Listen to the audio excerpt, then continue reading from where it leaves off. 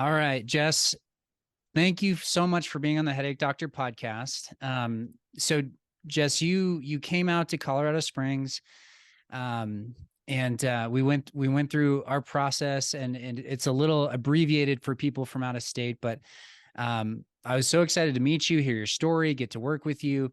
And the reason I wanted to have you on the podcast is because one, you've with your own story that sort of launched you into this career of helping people with their own health journey, but also specifically as it relates to hormones. A lot of the patients that, well, it's common for people that we see, women that we see, to have a hormonal trigger. So hormonal migraines are a challenging thing for a lot of people. And what was interesting about your story is you had sort of overcome that. And then in addition to that, we needed to work on your neck. And that seemed really exciting to me. So I want you to share your story, and let's relate to the listeners as far as giving them some hope today. So thanks for being on the podcast. Yeah, thank you so much for having me, Dr. Taves. I'm really excited to be here and chat with you and your listeners. First of all, I just have to say the experience coming out to see you was so amazing. And after, I don't even know if I told you, but after like the first day of meeting with you, I went in my car and was crying because I just felt like finally there was a path that I could take where I actually felt like it made sense. And there were tangible things that I could do and implement in my life, and that you were confident that the pain was stemming from my neck. And so, since then, I've definitely seen big improvements, and we can talk about that maybe towards the end of like what I'm doing now. Because I know that's something you wanted me to touch on, but just a really wonderful experience for anyone who's like considering making the trek out there. I live in Los Angeles, and there's so many providers here, but there's no one that does quite what you do. So it's definitely worth it. And, I think health is wealth. And if you don't have Yeah. your health, then you don't really have anything, I mean, truly, if you don't feel well, then you can't show up as the best version of yourself for your family, your relationships, your kids, your job. I mean, having debilitating migraines impacts every element of your life. And so to be somewhere like Novera, where people completely get it and understand and you feel taken care of, it's like, it's just the best feeling, because I don't think a lot of people can relate. So yeah, I just wanted to start by saying that, and then and then I'll launch into my story. Yeah. Well, I appreciate that. And we love what we do. And part of that is because we get great people that allow us to work with them. And so you're one of those. It's a pleasure. It was a pleasure to have you. Yeah, Um, so yeah, I tell us about your journey a little bit. for sure. So for those who don't know, I'm actually currently a holistic health coach. And one of the major things that prompted me to go to the Institute for Integrative Nutrition to become a health coach and to leave my 9 to 5, to leave my corporate job, was my migraines. So I had struggled with some migraines when I was younger. I got my first really bad migraine in college, but I took medication at the health center, which is always, I mean, unfortunately, what you're given. I went in and it Mhm. was not, what have you eaten or how's your stress been? It was just, oh, let me give you this medication and this nausea medication. You'll just lay in this dark room in the health center for 30 minutes and then you can go home. And fortunately for me at the time, that worked. And I didn't really get any more migraines after that. But then when I was in my late 20s, I moved to Los Angeles and I started working in this PR job that was extremely stressful, really never shut off. And I just had extreme anxiety all the time and stress. I was also a big yo-yo dieter back in the day and was restricting a lot of foods, eating more processed foods, because, you guys have probably seen out there like the 100-calorie packs and stuff like that when you're trying to cut calories, not nutrient rich foods. I was drinking a ton of coffee to get me through the day, oftentimes on an empty stomach. Mhm. My version of letting loose and reducing stress was going and getting bottomless mimosas on the Mm. weekends and over exercising, like really intense cardio and stuff like that. And so I started developing these very debilitating migraines to the point where I would have to leave meetings in the middle of meetings and drive home. And I would be throwing up. I would have to lay in a dark room for days on end. I lived in a studio at the time, and I literally had to tell my husband to get out because I didn't want to be around him. I just like could not handle the sound of his voice, like if he was taking calls or Yeah. even just him being well and being in a bad mood or in a good mood kind of triggered me like, oh, it Sure. must be nice to feel good. And I'm over here, suffering. And so I tried a lot of different things. But long story short, I was in and out of a lot of different doctors' offices, just pleading to try to help me get to the root. And every single one of them would spend 10 minutes with me and they would say, there's no cure for migraines. You just need to take this medication and go back to work. Hmm. So I went through a bunch of different ones, Relpex, Imitrex, even at one point Vicodin, which is just a Oh, wow. painkiller. Right. Yeah. Um, and every week I felt like I was given something else and it would work. But then what I started noticing was that as soon as the medication would wear off, I would get another migraine. And so I looked into it and I found out the term rebound migraine, which Hmm. happens when you or overuse headache, or what is it? Overuse medication Hmm. headache. And I realized that was what was happening to me because not only was I cycling through all these different types of medications, but I was taking them all the time. And when you take too many, your body starts to withdraw off of them when you don't have it in your system. And then that can create another migraine. So then I was going through that cycle and I ended up having to take not a leave of absence, but take a couple weeks off work. So I could just figure out what was going on. And I was getting hydration IVs, I was getting massages, I was trying to reduce stress, and really nothing was helping me that much. And so I actually found this book called the 321 Heal Your Headache. It's called the 3-step program or 321 Heal Your Headache, something like that. Okay. And it's written by a neurologist who's apparently cured over 10,000 patients of migraines. It's an elimination diet protocol, but it also focuses a little bit on hormones and how medication can worsen your migraines. But the thing that I did was I did the elimination diet for 4 months because there's certain compounds in all different types of foods that can be triggering for some people, whether Okay. it's histamines or it's maybe the tyramine that's in wine or aged cheeses. Citrus foods can be another trigger, processed foods. And a lot of these foods are actually healthy, like avocados, you have to eliminate for some time, and nuts and bananas and things like that. And so at this point, I was really desperate. I was going to do anything. So I did the elimination and I was trying to reduce stress. And I threw all the medication down the toilet, essentially, because that was one of the things that you have to do is just get rid of the medication. Stop drinking coffee, which was really hard for me. And Yeah. within 4 months, I didn't have any migraines. Yeah. And That's amazing.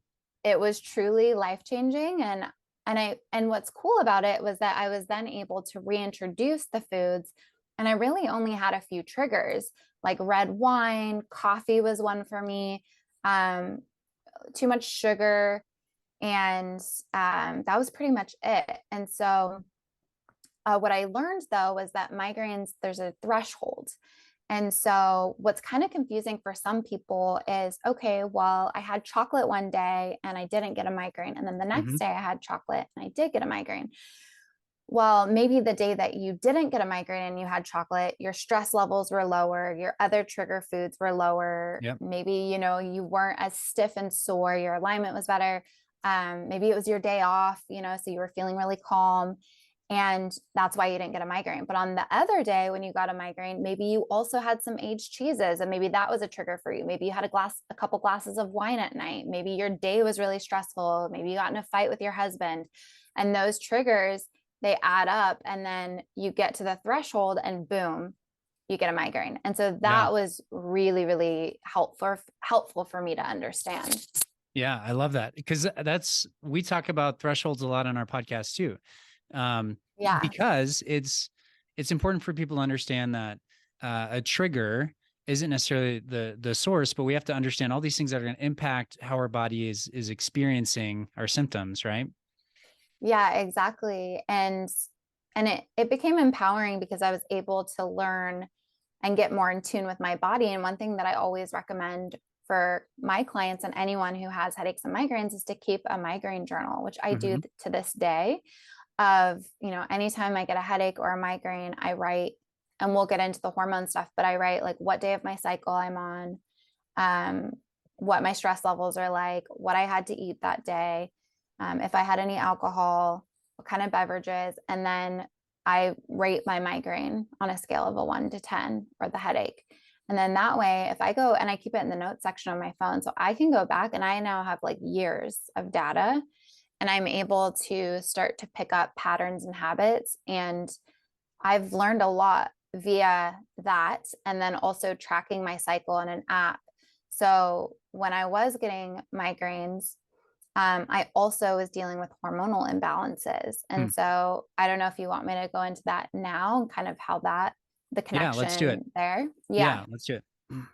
So at that time, like I mentioned, I had been a yo-yo dieter for over 10 years. So when I look back at that, I realize now that I was lacking a lot of nutrients. I had a lot of nutrient deficiencies because I was restricting entire food groups like carbohydrates. I was eating a lot of that like low calorie processed foods. And when you're just not eating enough calories, you're just naturally not getting enough fuel. I wasn't getting anywhere near enough fiber. The alcohol, which is a neurotoxin, drinking that every single weekend, binge drinking and going out late and having, all different types of sleep, whether it was, 5 hours one night, 7 hours the next.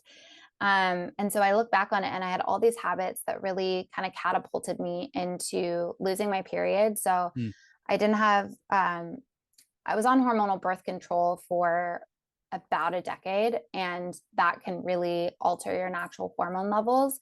But when I got off the pill, it took me almost a full year to get my period back. And I didn't have any type of bleed while I was on hormonal birth control. And so for about 4 years, I had no bleed whatsoever. And then when I got off hormonal birth control, I tested my hormone levels because that's actually something that my mom specializes in. She's a hormone health expert. And now, as a health coach, I work with our family business, and we offer saliva testing that people can do from home to get to the root of hidden hormonal imbalances.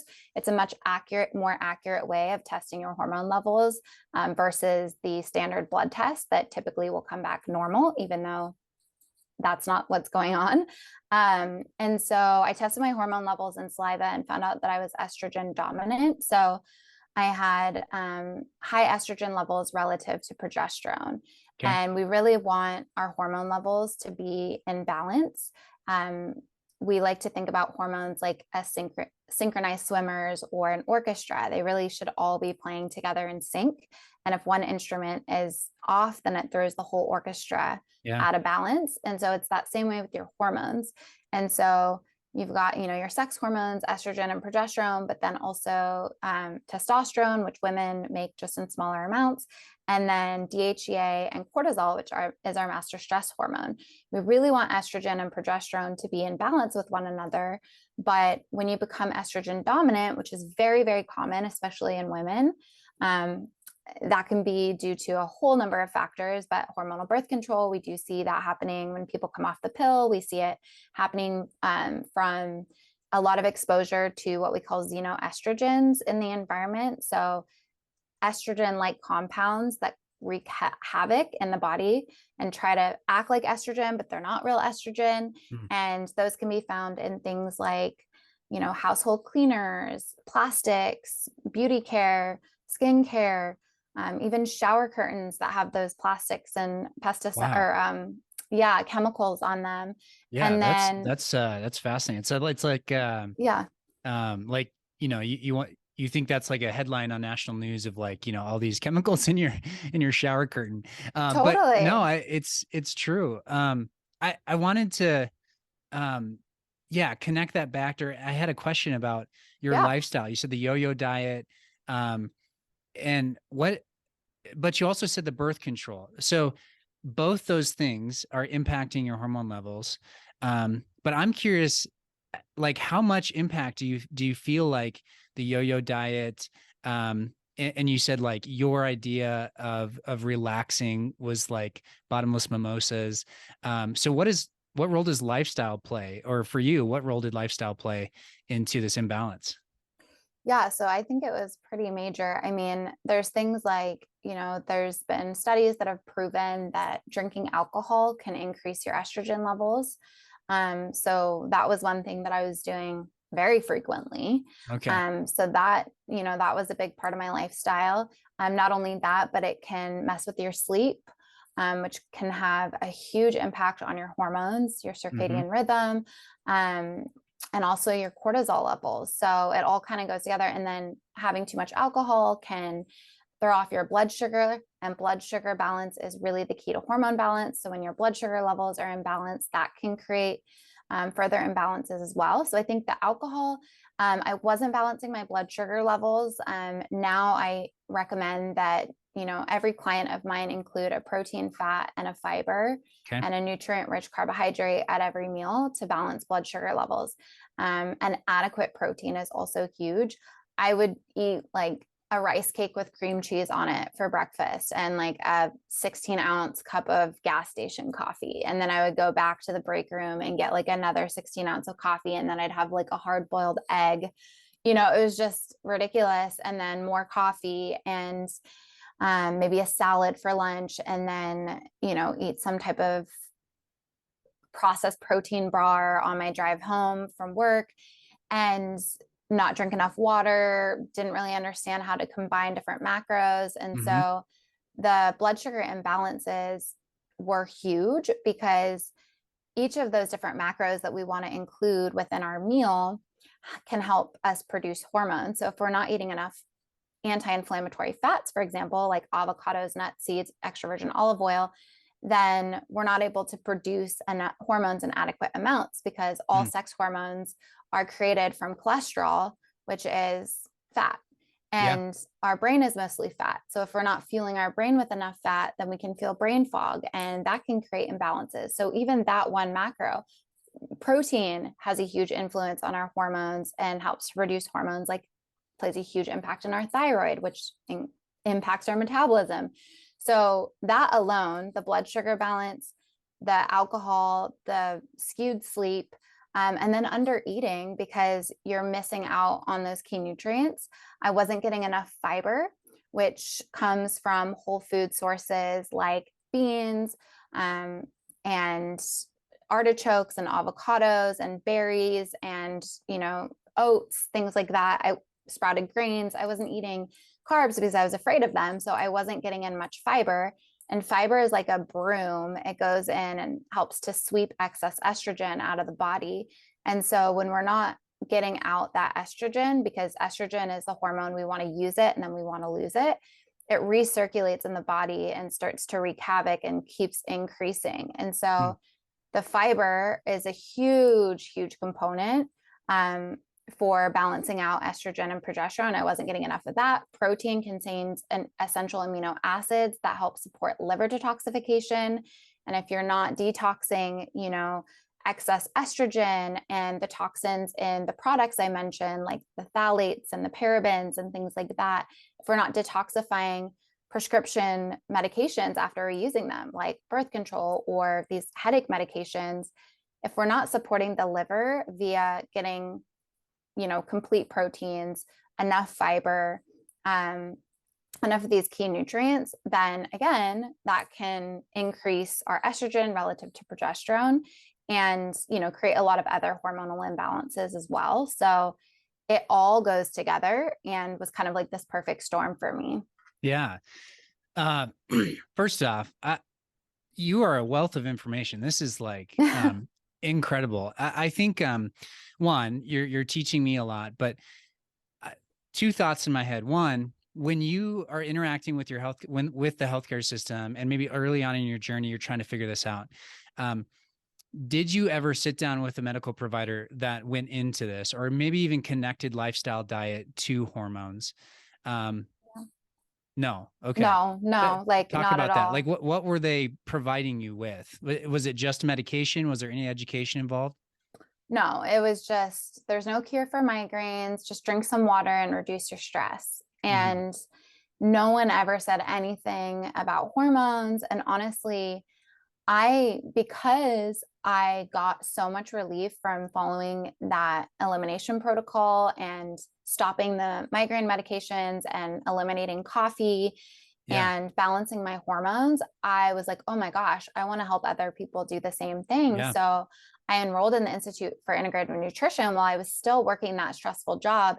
And I decided, I can't go to school, even though it was very part time. I was like, I can't do this and work these insane hours. I'm going to make my migraines come back. So I ended up deciding to quit my corporate job and wait tables at this restaurant in LA so that I could go to school and start to grow my business online.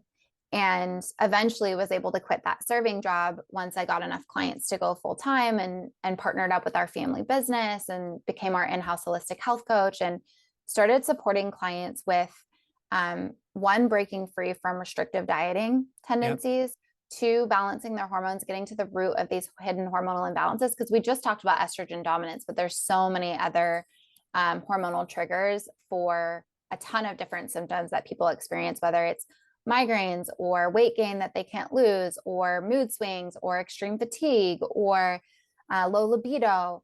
And so learning all of this and quitting my job and then starting to coach clients, it was like I I educated myself more than any doctor ever had. And so then I remember going to see a neurologist, and he just kept, again, I thought, oh, a neurologist will Yeah. care more. He kept pushing more medication on me. And I just said, no, like, are there any side effects? Oh, no, nothing can happen. I said, well, I actually know about rebound migraine. And he's like, oh, well, that's true. And then I said, and I also know about the hormonal connection. He's like, Yeah. oh, well, yeah, that's a thing too. And I just kind of, I mean, I wasn't trying to step on his toes, but I was honestly just angry at this point that Sure. he knew and wasn't sharing anything. But at the same time, unfortunately, most Western doctors and gynecologists don't know much about the connection to hormone imbalances and these medications, specifically hormonal birth control. I was on hormonal birth control, even though my mom's a hormone health educator and didn't want me to go on the pill. But, I was young and I was like, I don't care. I just don't want to get pregnant. I'm going to do it anyway. And these OBGYNs that I would see, I would say to them, are there any risks associated with hormonal birth control? Any side effects, any long-term? No, nothing. And, you know, essentially hormonal birth control works by shutting down ovulation. Mm. And when you're not ovulating as a woman of reproductive age, you're not producing progesterone. And progesterone is the great balancer to estrogen because progesterone is only produced upon ovulation. So for years, if your progesterone is being suppressed, then once you come off the pill, that's why we're seeing so many women that have estrogen dominance, Sure. and a whole host of other side effects. So yeah, I mean, my sister and I just recorded a podcast about our experience with hormonal birth control and how our OBGYNs didn't even really know anything about tracking your cycle. Yeah. And so, yeah, to answer your Yikes. question, no, not in any of So, my experiences. um, that's yeah, it's sad, and I'm so thankful that you're doing what you're doing to help people. Um, Thank so you. one last thing I want to talk about, because people are probably wondering, okay, like you had this connection to the hormone balances and your migraines. Like where did your neck come into play? And so talk about how you told me you solved the hormonal issue as that was a major trigger. Um, and then from there, you realize there's something else, like there's another layer to this. Is that accurate? Yeah. Yeah. So it was basically that, that worked for a time, balancing my hormones and the elimination and everything. And I really went a number of years without I would have the occasional migraine, but it wasn't enough to, have me really change my lifestyle, to be honest. Mm-hmm. But it was when the pandemic first started, that I got this resurgence of migraines out of nowhere. And looking back on it, it's interesting because I had started making these superfood latte mixes, which I still sell. And I had a horrible setup for it. And so for hours on end, I would just like be bending over this table, making these mixes. And then I do all the shipping and the labeling. And I was starting to get more like neck pain and just like alignment issues. So I started seeing a chiropractor pretty regularly. And he told me that I had TMJ. And Mm. so I thought there was a connection there, but I had no idea that there was someone like you who actually focused extensively on how the neck moves and that component. And so I didn't ever think to look for someone like you. I just kept seeing the chiropractor and then going back to trying to eliminate certain foods. And I would have some relief, but then it just seemed like every month I was getting another horrible migraine that would last 4 to 5 days. And so it wasn't until I heard your podcast that it sort of clicked for me that, oh, wow, that actually could be what's going on. Yeah. Yeah. So I just like, I love your story just because oftentimes when people have migraines, there's so many factors that they're just trying to figure out what like what it is, what is the thing. And what I think you just did so beautifully is you laid out just like this picture of health and how people can impact their own situation in dramatic ways. And then as far as seeing a provider, yeah, we want to get to the source and we want the proper type of treatment, which we were happy to be able to do in your situation. But you getting to the point, going on your own journey and being resilient enough to say like, no, I'm not just going to take the advice of these doctors that keep prescribing medication. I'm going to figure this out on my own. Yeah. We love that. And that's what this podcast is all about, is empowering people through education, so that they can understand themselves better. So what I want you to do now is talk a little bit about your health coaching, how people can connect with you, because I think you're going to be a valuable resource to a lot of patients. And even yesterday, I was telling someone that I was doing this podcast with you, and I want them to listen to it on Monday when it goes live. So, Awesome. yeah. Tell us a little bit about that. Yeah, for sure. So you can connect with me at Body Bliss by Jess on Instagram. That's my main place that I hang out, and also at Your Hormone Balance, which is our family business. And essentially, what we do is we help clients around the world, because you can test via the comfort of your couch, to get to the root of hidden hormonal imbalances. So, kind of like 23andMe, you collect, 4 different tubes for different times of the day with saliva. And then you send the tubes into our lab. And then once the lab gets the results, then depending on which package you purchase, you might have a session with me, because we have a session or an option to add on a coaching session. And so again, when you get your results, you'll get the lab interpretation of them. And then we have these essentials that help you understand just generally what levels mean and how hormones fluctuate. And then you can choose to add on a rebalancing guide in which we tailor all of our suggestions. So supplement recommendations, lifestyle changes, nutrition, mindful movement to your unique results. And so it's this comprehensive guide to help you with next steps. And then you can add on a call with me. So I'm really there to help say like, okay, we know what's going on with your hormone levels. Here's kind of the roadmap forward, but let's make this really approachable for you. And let's create some changes together that are going to be sustainable and that you're going to look forward to, because sometimes it feels really overwhelming to be looking at a lot of advice for how to change your life. And maybe these are things you've never done before. And honestly, just starting with the basics can be life-changing and then just Mm-hmm. layering on. So that's really where my specialty is. I love taking complex topics and breaking them down into digestible bits and then meeting people where they're at. Like if you're someone who has 3 kids or a busy job or whatever it is, the same suggestions aren't going to work for you for someone that maybe has more time or works from home.